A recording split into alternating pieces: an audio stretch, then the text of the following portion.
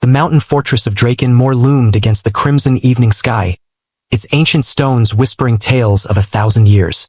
In the highest tower, a small dragon girl named Fisa sat alone by the window. Her silver scales caught the fading sunlight, scattering light like shards of diamonds. Tiny claws pressed against the glass. She gazed at the world below with eyes that held an ocean of loneliness. Fisa was different. While other dragons grew fierce and proud, breathing flames capable of melting stone, she remained small and gentle. Her fire was soft, like candlelight, enough to warm a cold corner or light a dark hallway. The elder dragons regarded her with pity. The younger ones simply ignored her. No one ever played with the little dragon girl she had tried to befriend. Once, she had approached the hatchlings, offering to show them her secret garden, a hidden oasis where roses bloomed against the mountain winds. The hatchlings laughed, their cruel voices echoing through stone corridors. Dragons don't play with flowers. Dragons hunt, fight, and conquer, they sneered. After that, Fisa learned to make herself invisible. She wandered the fortress like a ghost, speaking only when spoken to. Her days blurred into a monotony of solitude, reading forgotten books, tending her hidden garden, watching clouds drift by from her tower window. Then, one spring morning, everything changed. A human delegation arrived with fanfare, seeking peace and trade agreements. Among them was a small boy with curious brown eyes and a fearless smile. His name was Stein, the ambassador's son. While the adults argued and negotiated in the great hall, Stein slipped away, drawn by curiosity and the thrill of exploration. He climbed spiral staircases, pushed through heavy tapestries, and discovered a forgotten courtyard where the fortress seemed to hold its breath. There she was. Fisa stood among impossible flowers that shouldn't have survived the altitude, singing softly. The melody was wind chimes and distant thunder, her silver scales shimmering in the morning light. Gentle wisps of flame danced on her fingertips, coaxing a stubborn rosebud to bloom. Stein froze, mesmerized.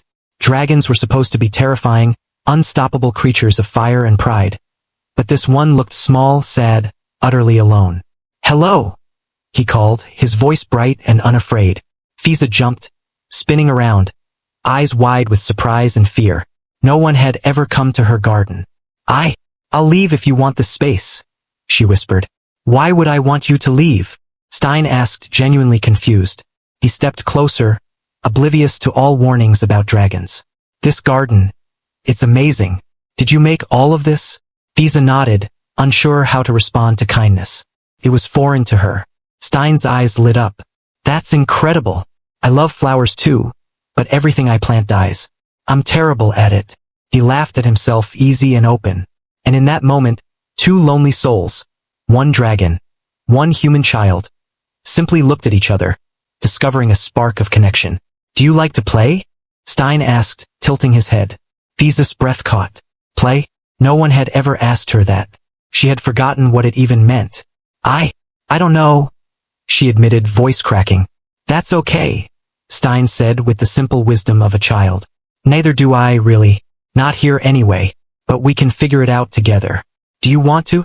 For the first time in her long, lonely life, Fisa smiled. A true smile that reached her eyes, making her scales shimmer. "Yes," she whispered. "I would like that very much." The hours that followed were magical. Stein taught her human games among the flower beds, hide and seek in the garden corners, and told stories in funny voices that made her laugh until her sides ached.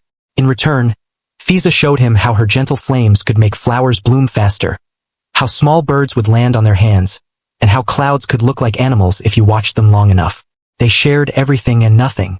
Stein spoke of his home beyond the mountains, his favorite foods, his fear of thunderstorms.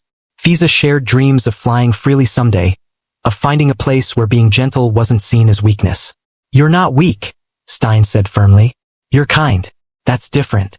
And kind is better, I think." As the sun set, painting the sky in gold and purple, they sat together on the garden wall, comfortable in silence. "I have to go soon," Stein said softly. "The meetings will be ending." Fisa's heart sank, but she tried to smile. "Thank you," she whispered, "for playing with me, talking to me, for seeing me." Stein reached out and took her clawed hand in his small human one. "I'll come back," he promised. "My father says if the treaty works, we'll visit often. And even if we don't, I'll find a way." Friends don't abandon friends. Fisa's eyes filled with tears. Happy tears. The kind that come from hope rather than sorrow. Friends, she repeated, tasting the word like magic. Friends, Stein confirmed, grinning as he disappeared into the fortress. Fisa remained in her garden, watching the stars appear. For the first time, she didn't feel alone. Someone had asked her to play. Someone had chosen to see her. In that simple act, a human child had taught an entire fortress of dragons the true meaning of strength. The little dragon girl smiled at the stars, her gentle flames flickering with joy, knowing tomorrow held the promise of friendship. And that was the greatest magic of all. Please follow my channel for more videos. One click from you can change my life.